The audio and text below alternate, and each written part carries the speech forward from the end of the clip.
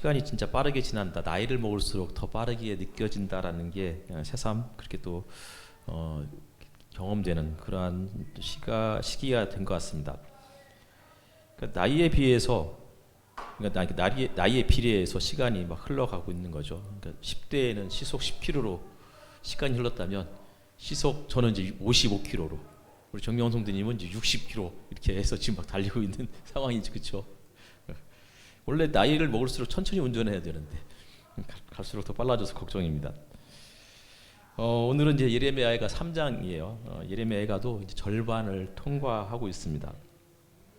예레미야가 서론을 시작하면서 제가 전체 예레미야의 구조에 대해서 이렇게 말씀을 드렸었죠. 총 5장으로 되어 있고, 그리고 1장부터 5장까지 중에서 이게 순서가 히브리 알파벳으로 쭉 쓰여져 있다고 했어요. 물론 5장은 알파벳 순서가 흐트러져 버렸죠.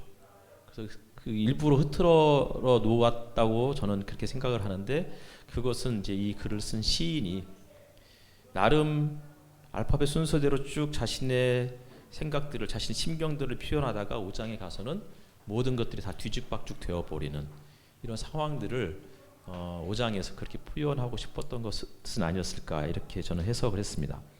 그리고 1장부터 5장까지가 히브리 알파벳 22개를 순서대로 썼거나 혹은 뭐 이제 거기에 해당되는 절수를 만들어 놓았는데, 가운데 장인 3장은 1, 2, 4, 5장에 비해서 절수가 3배가 많죠. 각 1, 2, 4, 5장은 22절로 되어 있던 반면에 3장은 66절로 되어 있습니다. 그래서 이제 히브리 알파벳으로 이제 66절을 살펴보면 첫 번째 단어가 알레프예요. 영어로 A죠. 아에 해당되는. 그러면 A 해놓고 한 절, 또 A 해놓고 한 절, A 해놓고 한 절, B 해놓고 한 절, B 해놓고 한 절, B 해놓고 한 절, 이런 식으로 해서 총 22개를 3절씩 나누어서 66절로 만들었습니다. 근데 제가 이제 처음 시간 말씀드렸듯이 예레미야가 3장이 가운데이고, 그리고 1, 2, 4, 5장은 22절로 해서 딱 중심을 잡고 있는 것 같지만, 실질적으로 1, 2장과 4, 5장의 단어 수를 비교해 보면 압도적으로 1, 2장이 훨씬 더 많다고 그랬어요. 그래서 그 가운데 중심 66절이 가장 길고, 그래서 이제 딱 중심에서 나름 믿음을 지켜가며 최선을 다해서 하나님을 바라보고 살아가지만 삶이 너무나 고되고 힘든 상황이기 때문에 한쪽으로 좀 기울어 있다, 이렇게 말씀을 드렸었고, 그리고 3장 66절인데 66절의 한가운데에는 희망에 대한 이야기를 담고 있다고 말씀드렸습니다.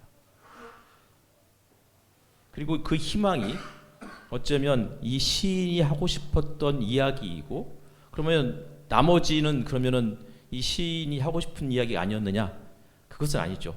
총 예레미야가 154절이었는데 그 중에 20절 정도만 희망적 메시지를 담고 있고, 134절 정도는 절망적인 이야기, 너무 힘들다, 너무 어렵다, 이런 이야기를 하고 있습니다.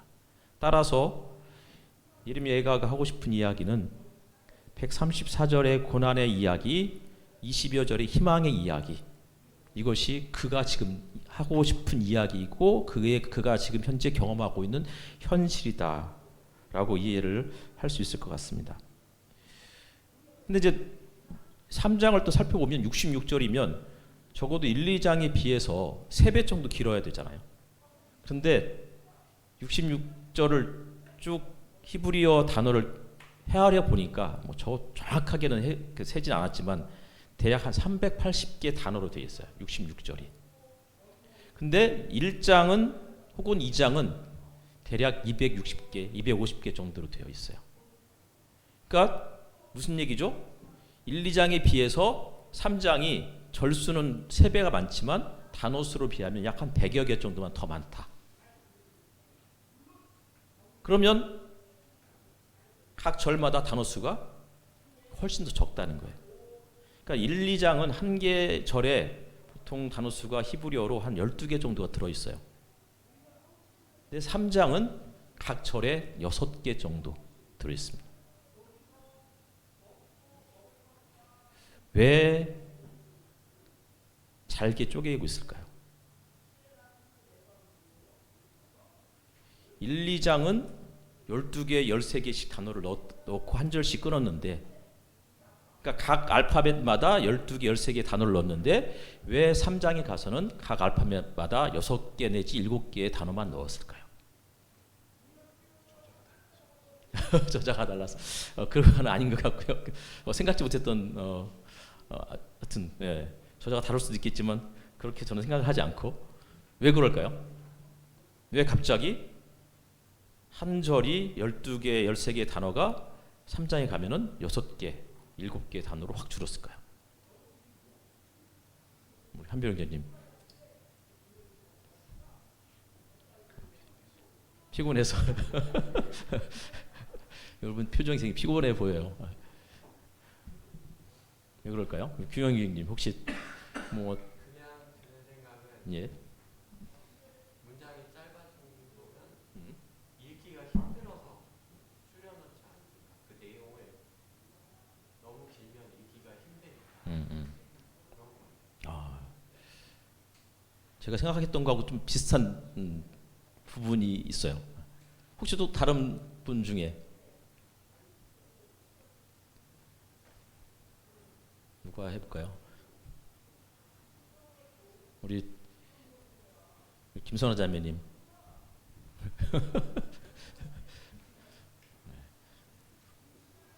우리 그러면 김유진, 상상력을 발휘해서. 잘 모르겠어요. 뭐 답은 없으니까 그냥 이제 지금부터는 이제 제 지극히 개인적인 해석입니다. 달리기로 한번 비유해 볼게요. 1장과 2장은 100m 달리기를 한 20초 정도로 뛰고 있는 거예요. 조금 여유 있게. 그런데 1장부터 2장까지 단어 수가 조금씩 줄어요. 근데 3장은 급격하게 한 각 절마다 단어 수가 줄고 대신 절은 길어졌잖아요. 1장과 2장은 어쩌면 100m를 한 20초, 25초로 뛰던 사람이 3장쯤에 돼서는 갑작스럽게 상황이 더 안 좋아졌어요. 그래서 더 열심히 뛰어야 되는 거예요. 갈수록 가속도가 붙어가지고 각 보폭마다 1m 정도 뛰던 사람이 너무 상황이 안 좋아서 50cm 정도로 잘게 뛰고 있는 이런 부분일 수 있겠다 싶었어요. 내리막을 달려본 적 있어요? 대학교 때인가요? 제가 뭐 정확히 기억이 안 나는데 그 무렵에 친구하고 둘이서 보문산에 올라갔다가 이제 꼭대기에서 이제 중간 한 3분의 1까지 내려가면 약수터가 있어요. 거기에까지 먼저 가는 사람 이제 뭐 내기를 했죠. 아이스크림 내기를 한번 했던 것 같은데. 그래도 지기를 싫어하는 두 사람이 열심히 뛴 거잖아요. 근데 절반 정도 이상 내려오니까요. 그때부터는 내 스스로를 컨트롤을 못하기 시작했어요. 다리가 너무 빨리 움직이는데 몸은 이제 멈춰야 되는데 이게 다리가 이제 이게 가속도 없어가지고 안 되는 거죠. 약수터 앞에 가면 거기가 이제 길로 들어가지 않으면 절벽이에요. 한 10m 정도에. 근데 제가 거기까지 멈출 수가 없어가지고 계속 갔다가 끄트머리에 주저앉으면서 마지막에 딱 떨어지지 않고 멈추었죠. 떨어졌으면 아마 이제 분명히 다리 하나 부러졌을 텐데. 어쩌면 지금 시인 그 예레미야의 저자 시인이 내리막길을 달리고 있는데 자기가 스스로 컨트롤할 수 없을 만큼 누군가가 막 자기 등을 떠미는 것 같은 이 수렁으로 자기를 막 지금 내달리게 만들고 있는 이런 상황이 아닌가 싶어요. 숨이 가빠오죠.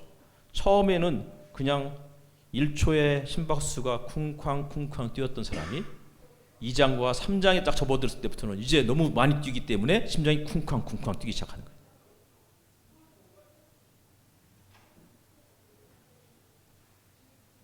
기차로 표현하면 했던 게 갈수록 가속도 붙어가지고 나중에는 칙칙폭폭 하면서 이거를 그 누구도 막을 수 없을 만큼의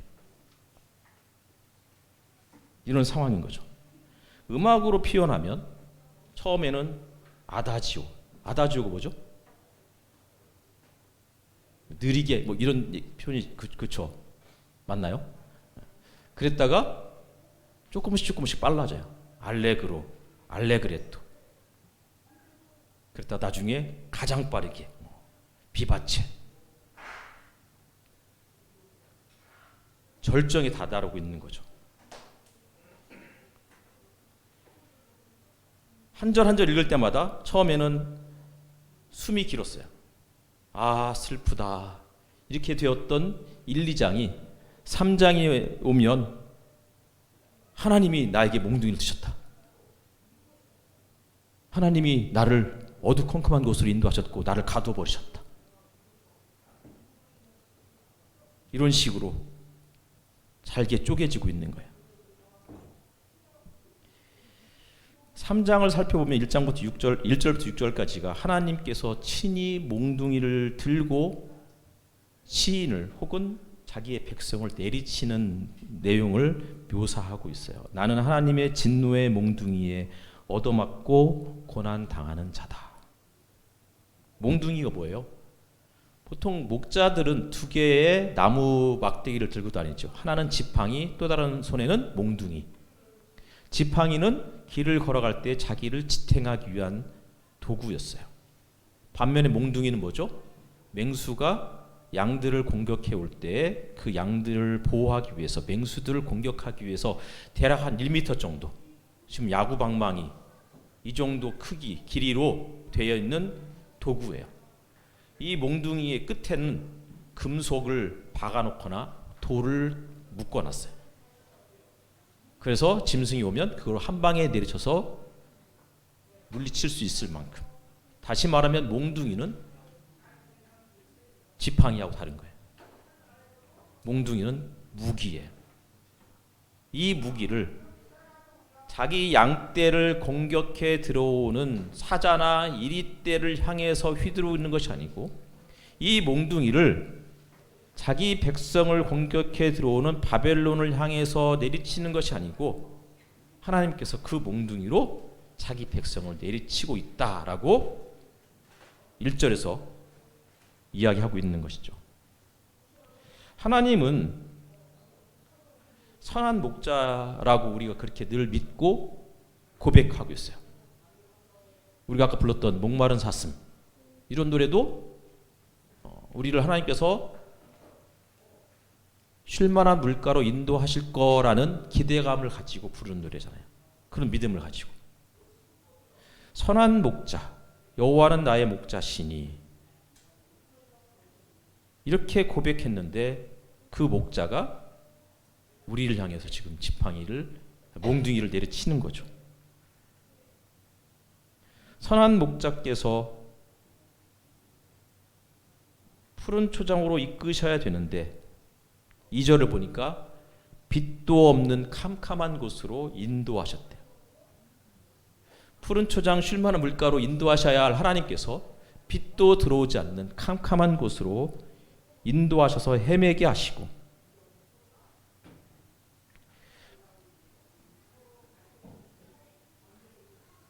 사망의 음침한 골짜기를 다닐지라도 선한 목자 되신 하나님께서 우리를 그곳에서 지켜주시고 안전한 곳으로 이끌어 주셔야 되는데, 지금 상황은 가난과 고생으로 애움당한 이런 하나님이 우리의 목자라고 예레미야의 저자가 이야기해주고 있는 것입니다. 결코 빠져나올 수 없는 감옥에 가두어 버렸어요. 마치 요셉처럼. 아무리 노력해도, 아무리 이 감옥을 탈출하려고 몸부림쳐도 이 감옥이 얼마나 견고한지,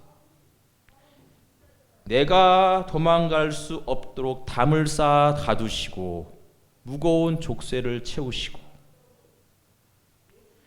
다듬은 돌로 담을 쌓아서 내 앞길을 가로막으셔서 나를 괴롭히신다. 심지어는 하나님께서 어떤 분이시냐면 10절을 보니까 엎드려서 나를 노리는 곰과 같고 몰래 숨어서 나를 노리는 사자와 같다. 엊그저께도 유튜브에서 내셔널 지오그래픽을 봤어요. 인도의 흑표범, 블랙팬서라고 하는 흑표범에 대한 영상이었어요. 흑표범 한 마리가 사슴떼가 지나가는 것을 보고 사슴을 공격하기로 결정을 했어요. 먹잇감을 딱 정했죠. 근데 뭐가 문제냐면 햇볕이 쨍하게 비치기 시작하는 거예요. 빛이 강하게 비치니까 표범이 어떻게 해요? 몸을 숨길 데가 없는 거예요. 그때 나레이터의 나레이션이 기가 막혔어요. 빛이 강할수록 그늘은 더 짙어지는 법. 정말로 나무 그늘에 딱 생기니까 표범이 거기에 딱 흑표범이 몸을 숨겼어요. 사슴이 불과 몇 미터 앞에 있는 흑표범을 인지하지 못했고 결국 사슴 한 마리가 흑표범에게 목덜미를 물려서 나무 위로 끌려 올라가는 그런 내용의 영상이었습니다.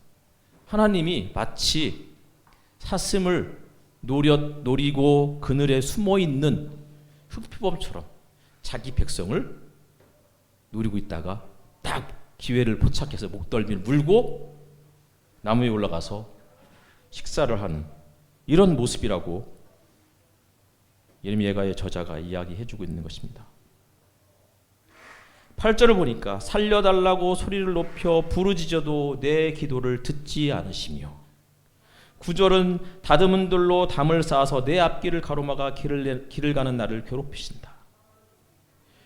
쉴만한 물가로 인도해 주시고 원수의 목전에서 상을 베푸셔서 배를 채우게 하셔야 하는 선한 목자이신 하나님이 오히려 길을 막고 오히려 쉴만한 물가가 아니고 빛 한 줄기 들어오지 않는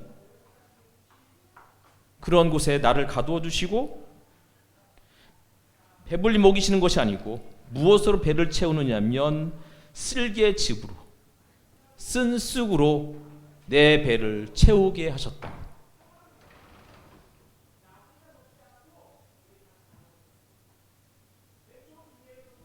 하나님이 선한 목자가 아니고 나쁜 목자가 되셨어요. 어떻게 되죠? 이런 상황에서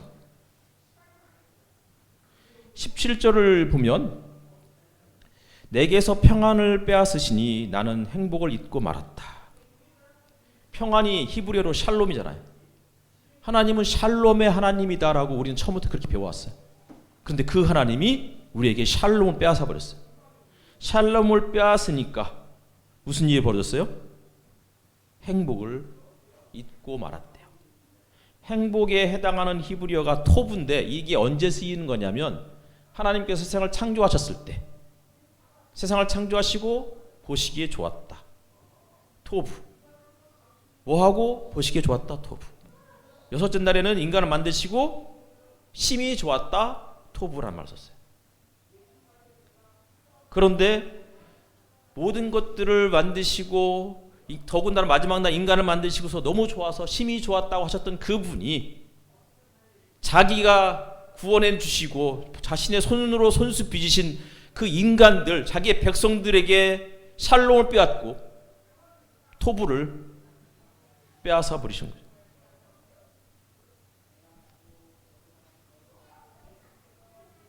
그러니 18절 말씀 나오는 이 탄식뿐이다. 이제 내게서는 찬란함도 사라지고 주님께 두었던 마지막 희망마저 사라졌다. 마지막 희망. 마지막 잎새마저 잔인하게 떼어버리시는 그런 하나님이라고 이야기해주고 있는 거예요. MSG 성경에서는 이거를 뭐라고 표현했느냐면 요 감정 마지막 희망마저 사라진 이때를 이 감정을 뭐라고 했냐면 The feeling of hitting the bottom이라고 돼 있어요. 밑바닥을 치는 그런 느낌. 바닥을 친 거예요.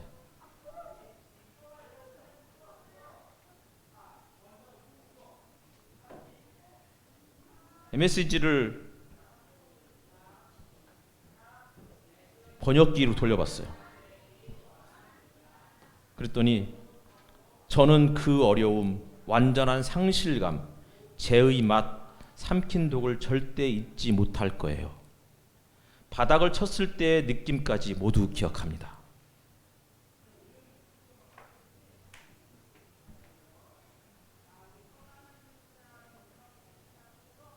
어떻게 될까요? 정말 희망이 없어요. 살 용기가 생기지 않아요. 기도하면 하나님께서 내 기도를 들으신다라는 느낌이 확신이 들어야 되는데 기도가 막혀버렸어요.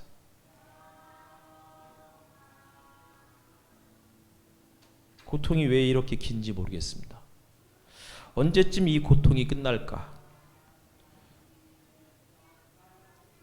나의 가족, 심지어는 부모님조차도, 나의 그토록 가까웠던 친구들조차도 이 아픔을 이해하지 못하고 외면해 버리고 말았습니다. 그런데 더 비참한 것은 하나님께서 나를 버리셨다는 것입니다.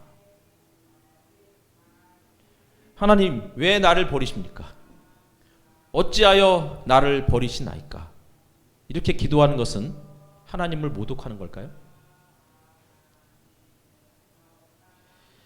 아닙니다. 이것이 하나님 모독하는 것이 아니고 이것은 현실에 대한 고백인 거예요. 얼마나 외롭고 슬프고 아픈지 자신의 현실을 지금 이야기해주고 있는 거라고요. 하나님은 선한 분이시니까 절대 우리에게 고통을 허락하시지는 않을 거야. 우리에게 고통을 허락하셔도 감당할 만한 시험 외에는 주시지 않는 분이시여. 감당치 못할 시험을 당할 즈음에는 피할 길을 주시는 분이시여. 라고 우리는 그동안 믿고 살아왔는데 그동안의 이러한 어려움과 고난과는 질적으로 다른 감당할 수 없는 고통이 찾아왔을 때 이런 고백이 터져 나오는 거죠.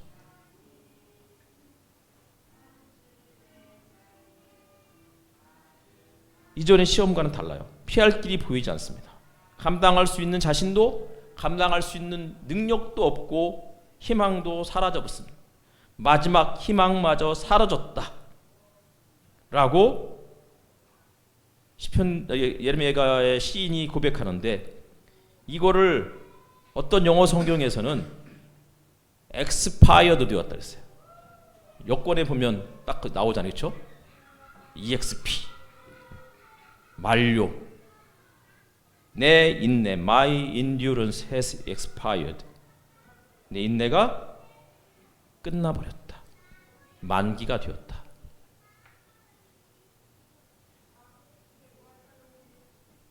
주님으로부터의 구원받을 모든 희망을 다 잃어버렸다고 이야기하고 있는 거예요. 이런 사람에게 무슨 위로를 해줄 수 있을까요? 죽는 것 외에는 이 고통을 벗어날 길이 없어 보이는데 어떻게 살라고 이야기해 줄 수 있을까요? 사실 우리를 포함해서 고난당한 사람들은 사실 많은 걸 원치 않았어요. 그냥 조금 더 평범한 것보다 조금 더 잘 살거나 적어도 그냥 평범하게 살고 싶었는데 그조차도 하나님이 허락하시지 않는 것처럼 느껴지는 거죠. 그게 20절까지 1장부터 시작해서 3장 20절까지 이어진 거예요. 21절 한번 같이 읽어볼까요? 자, 시작.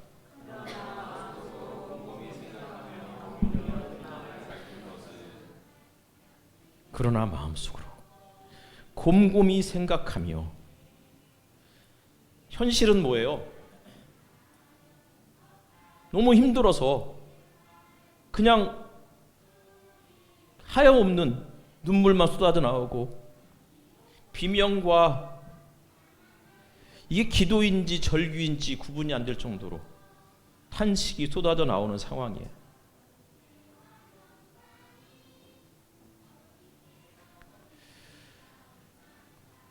이런 상황에서 갑자기 그러나 마음속으로 곰곰이 생각하며 오히려 희망을 가지는 것은, 그러면서 22절 23절 우리가 늘 자주 부르는 노래, 주님의 한결같은 사랑이 다함이 없고 그 긍휼이 끝이 없기 때문이다.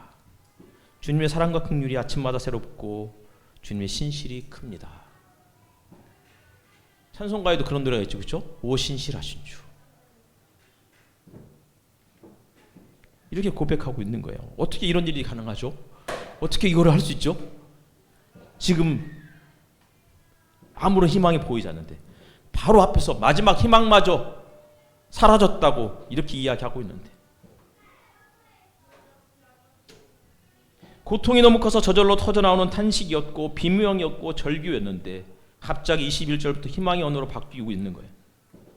상황이 바뀌었나요? 그렇지 않아요. 상황은 똑같아요. 더 악화됐는지도 모르겠어요.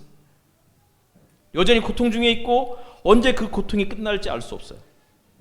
그런데 21절부터 41절까지 대략 29절이 희망의 메시지. 달라진 게 없는데 절규와 탄식, 비명, 이 상황에서 희망을 이야기하는 거예요. 곰곰이 생각하며, 곰곰이 생각하고 또 생각해 보는 거예요. 무슨 얘기냐면 달라진 건 없어요. 그러나 살고자 하는 의지를, 희망을 부여잡으려는 그 의지를 21절부터 갖기 시작하는 거예요. 고통이 너무 커서 절로 나오는 탄식과 절규를 이어가다가 갑자기 시인이 주저앉은 상태에서 무릎을 다시 꿇어야 되겠다, 기도해야 되겠다 라고 마음을 먹었는지 몰라요. 눈물을 흘리고 있어요. 하지만 이제는 눈물을 흘리더라도 주님 앞에 기도하면서 흘려야 되겠다고 그렇게 작심을 했는지도 몰라요. 절규하고 있지만 기도가 전혀 하나님께 상달되는 것 같진 않지만, 하나님이 전혀 그 기도를 들으시는 것 같지 않지만, 그럼에도 불구하고 내가 주님 앞에 나와서 기도해야 되겠다고. 하나님은 내 어렸을 때부터 나쁜 목자, 불량 목자가 아니라 그래도 나를 푸른 추장으로 쉴만한 물가로 인도하시는 선한 목자라고 믿고 있기 때문에 그 믿음을 내가 버릴 수가 없어서, 주님의 한결같은 사랑이 다함이 없고 그분의 긍휼하심이 끝이 없기 때문에 오히려 희망을 갖겠노라고 그렇게 의지적으로 작정한 것처럼 보입니다.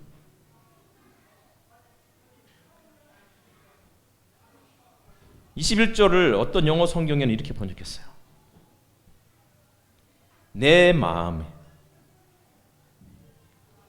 주님이 내 마음을 끝까지 붙드시고 지키실 것을 믿겠다고. 다시 말하면 내 마음을, 나를 그 마음으로 의지적으로 돌이키겠습니다, 이렇게 번역을 했어요. 마음을 담아둔대요. 절규하는 것도 탄식하는 것도 기도였어요. 하지만 상황이 너무 힘들어서 힘들다고, 너무나 슬프고 고통스러워서 나 슬프고 고통스럽다고 툭 치면 나오는 게 탄식이었다면 3장 21절부터는 의지적으로 희망을 이야기해요. 다시 말하면 3장 20절까지는 내 기도가 흩어져 있었어요. 내 마음이 여기저기 흩어져 있었어요. 그런데 21절부터는 곰곰이 생각하면서 하나씩 하나씩 주변에 흩어져 있던, 버려져 있던 내 마음을 항아리에, 빈 항아리에 담아내는 거예요. 내 마음을 담고 내 기도를 담고 내 믿음을 다시 담는 거죠.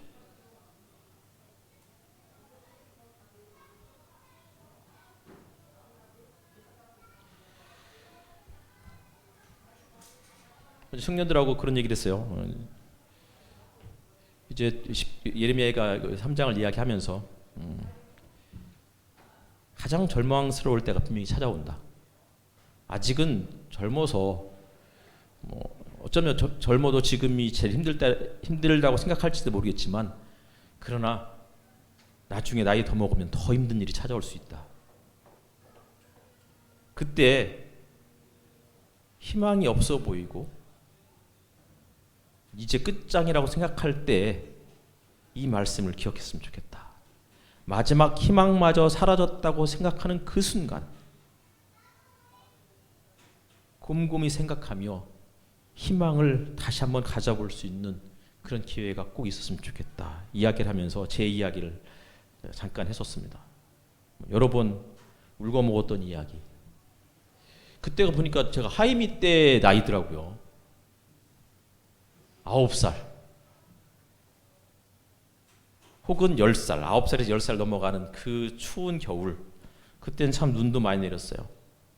양말도 신지 않고 다 떨어진 흰 고무신을 신고 대전역 주변 중앙시장을 헤매고 있었을 때였습니다.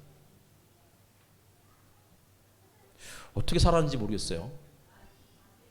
하이미를 보면 쟤를 돌봐줄 수 있는 어른이 없으면 쟤는 어떻게 살지? 너무 불쌍해서 아마 그냥 그 생각만 해도 마음이 너무 아프죠.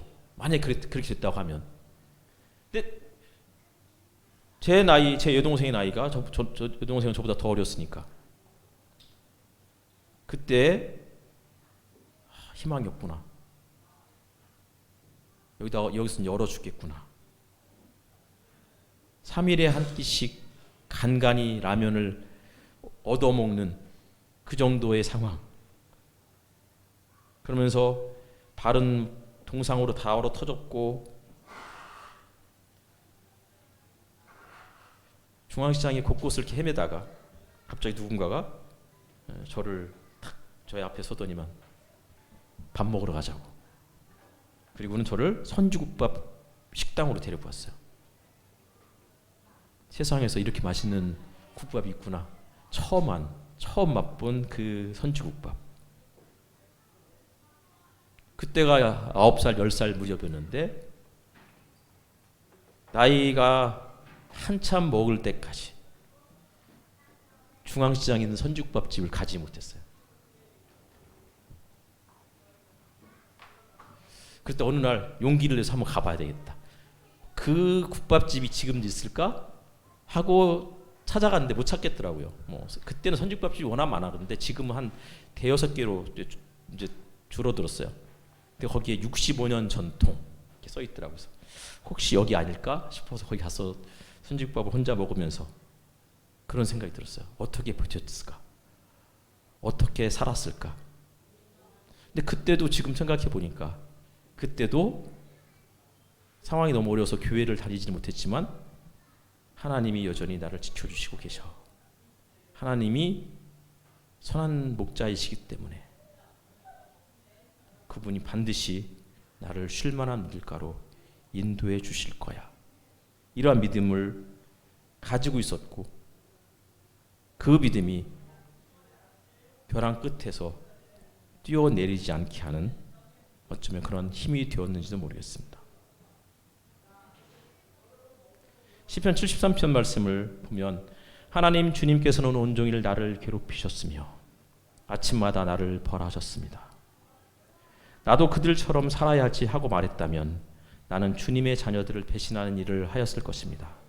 내가 이 얽힌 문제를 풀어보려고 깊이 생각해 보았으나 그것은 내가 풀기에는 너무나 어려운 문제였습니다. 그러나 마침내 하나님의 성소에 들어가서야 악한 자들의 종말이 어떻게 되리라는 것을 깨닫게 되었습니다. 신명기 30장에는 쫓겨난 당신들이 하늘 끝에 가 있을지라도 주 당신들의 하나님은 거기에서도 당신들을 모아서 데려오실 것이다.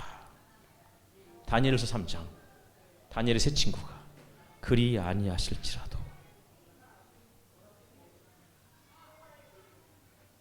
자기의 귀신 들린 아들을 고쳐달라고 제자들이 찾아왔다가 제자들이 고치지 못하고 그 예수님께 고쳐달라고 했을 때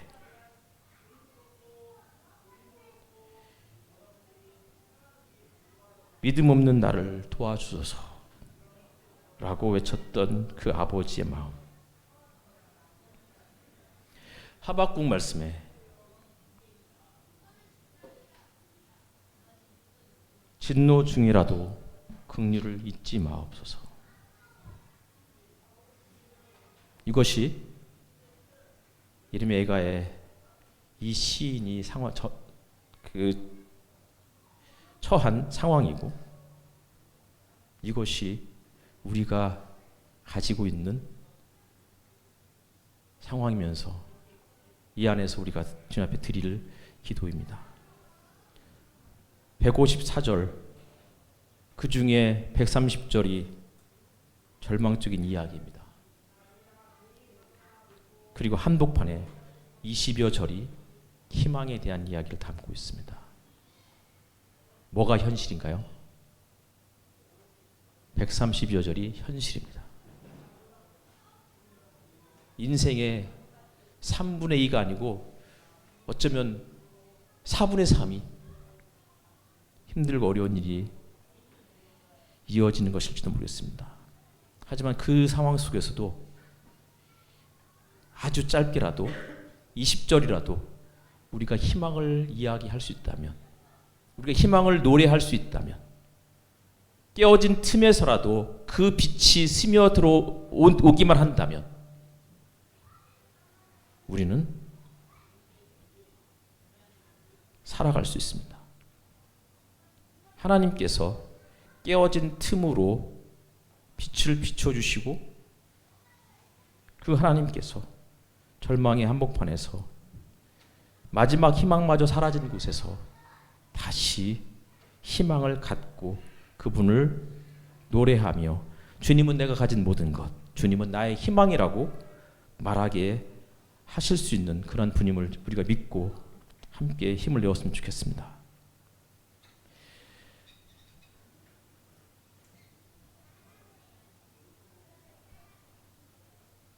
메시지 성경에서 번역했던 것처럼 저는 그 어려움, 완전한 상실감, 죄의 맛, 삼킨 독을 절대 잊지 못할 거예요. 여러분의 아픔을, 여러분의 고통을 절대 잊지 마시기 바랍니다.